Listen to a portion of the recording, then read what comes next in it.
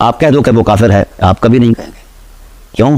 کہ تم اموی دین والے ہو، نبوی دین تمہارے قریب سے بھی نہیں گزرا. تو نازل جو ہوا ہے وہ نبوی دین نازل ہوا ہے، اموی دین نازل نہیں ہوا. اس لیے میں جو احباب علماء جو یہ رجوع کا کہہ پا رہے ہیں، مجھے بڑا افسوس ہوا کہ مولانا خان محمد قادری صاحب ایک بڑے مدبر عالم دین ہیں اور بڑے میٹھے مقرر ہیں، ان کو نرغے میں لے کر جناب جی رجوع کرو. جی کس پر رجوع کریں؟ ابو سفیان جو ہے وہ ٹھڈے مارتا ہے حضرت ابی حمزہ کی قبر کو، اس پر رجوع کریں یہ بیان کرنے پر. معاویہ خود بھی اہل بیت کو گالیاں نکالتا تھا اور لوگوں کو بھی نکلواتا تھا، لوگوں سے بھی. یہ صحیح الاسناد احادیث سے میری کتاب آپ پڑھیں گے تو ہو جائے گی. اب کبھی کسی مولوی نے بنو امیہ کو رجوع کرنا مشورہ دیا ہے؟ کیونکہ دیکھیے رسالت پناہ عالم صلی اللہ علیہ وسلم نے فیصلہ فرمایا تھا من سب علی فقط سبانی، جس نے علی کو گالی دی اس نے نبی کو گالی دی ہے، اور جو نبی کو گالی دیتا ہے وہ بالاتفاق کافر ہے.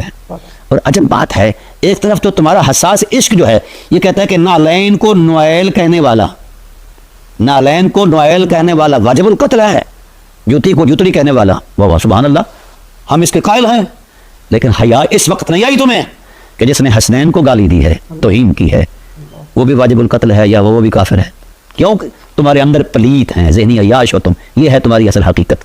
حسنین کی ماں کو گالی دینا، اور پھر صرف وہ ماں نہیں ہے بضائے رسول بھی ہے. کیا یہ متعلقات نبوت نہیں؟ آل حضرت علیہ الرحمٰن نے جلی لفظوں سے یہ نہیں لکھا کہ یہ اجزائے وجود رسالت ہیں؟ جوتی جو ہے، نالین جو ہے، یہ وجود رسالت کا جز نہیں، وقتی ضرورت ہے، پہن لی پہن لی، نہیں پہنی نہیں پہنی.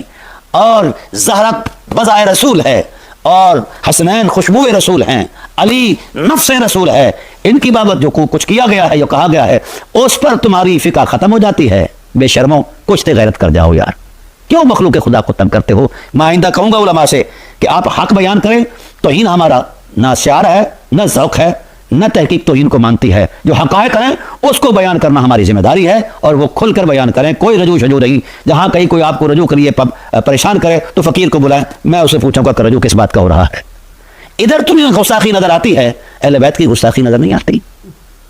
ڈوب سے مر جاؤ، ڈوب کر مر جاؤ. معاویہ کے مظالم کو کوئی بیان کرے تو وہ جہنم کا کتا، اور خود معاویہ رسول کو گالی دیں بالواسطہ تو وہ مجتہد. الحمدللہ ہم نے وہ تمہارا جعلی اجتہاد بھی ننگا کر دیا ہے کہ اجتہاد ہوتا کیا ہے. اور ظالموں، اجتہاد مصلحت عامہ کو دیکھ کر کیا جاتا ہے. اور یہ ایک اصولی بات عرض کرتا جاؤں، اجتہاد کب جائز ہے؟ جب نصوص موجود نہ ہو، نہ نصوص قرآن میں کوئی مسئلہ موجود ہو، نہ نصوص نہ، اور پھر حرج میں مبتلا ہو رہی ہو امت دفع حرج کی بنیاد پر. تو اجتہاد تو ہوتا ہے امت کو سہولت بیان کا مہیا کرنے کے لیے. یہ کیسی سہولت ہے جس نے 1,10,000 روایت دیگر 1,14,000 مسلمان قتل کر دیے؟ یہ سہولت ہے، یہ اجتہاد ہے. ظالموں، تم قاتل ہو، یہی تمہاری حیثیت ہے. تمہاری یہ داڑیاں شاڑیاں، یہ تمہارے جبے کبے، یہ شیطانی جبے کبے ہیں. اس عمل کو اجتہاد کہتے ہو؟ صحابی پر سخت بولنا لفظ یہ تو کفر ہے، اور صحابی کو قتل کر دینا، صحابی کی بیٹیوں سے زنا کرنا، صحابہ کرام علیہ رضوان یعنی ان کے گھروں کو لتاڑ دینا، مکہ کی توہین کرنا، کعبۃ اللہ کی توہین کرنا، اس پر پتھر مارنا، اس کو جلا دینا، اس کا غلاف جلا دینا، مدینہ طیبہ کو تخت و تاراج کر دینا، مسجد نبوی شریف کی توہین کرنا، اور مخدرات اصحاب رسول جو ہیں ان کی عصمت دری کر کے پھر قرآن کے لفظ، قرآن کے ورق اور خلافت و غلاظت کو دور کرنا، یہ اجتہاد ہے. بے شرمو، تمہیں غیرت نہیں آتی؟ تو مر نہیں گئی یہ بات کہتے ہوئے؟ ان باتوں کو تم اجتہاد کے درجے میں رکھ رہے ہو. بہت سارے مظالم ہیں. یہ جو ظلم اور بربریت کا دور گزرا ہے یہ یہودیوں کے ایما پر گزرا ہے اور ان کی اشیرباد پر گزرا ہے. اس کو ننگا کرنا ہر غیرت مند عالم دین کا فرض ہے. ہر غیرت مند، ہاں جس کی غیرت مر گئی ہے وہ اس پر ہمارا گلہ ہی نہیں ہے، کیونکہ اب وقت آ گیا ہے کہ ہم حق کو سامنے لے آئیں، خواہ وہ تشیع کے خلاف ہو، خواہ وہ تسنن کے خلاف ہو. یہ ٹریڈ کمپنیاں ہیں، ان کی کوئی حیثیت نہیں ہے. اب امت ہونے جا رہی ہے بحمد اللہ تعالیٰ، اور ملا کی تراش خراش سے امت نے جان چھڑا لی ہے. اب یہ صرف رخنہ اندازی کرتے ہیں، اور ہر صاحب حق کے لیے جناب اللہ ان کے الفاظ بڑے عجیب ہوتے ہیں. بہرحال میں عرض کر رہا ہوں، قرآن اللہ کا حسن ہے اور یہ رو رعایت نہیں کرتا، یہ حق ہے. رسول اللہ رسول حق ہیں، جو انہوں نے بیان کیا اس کو بیان کرنا واجب ایمانی ہے.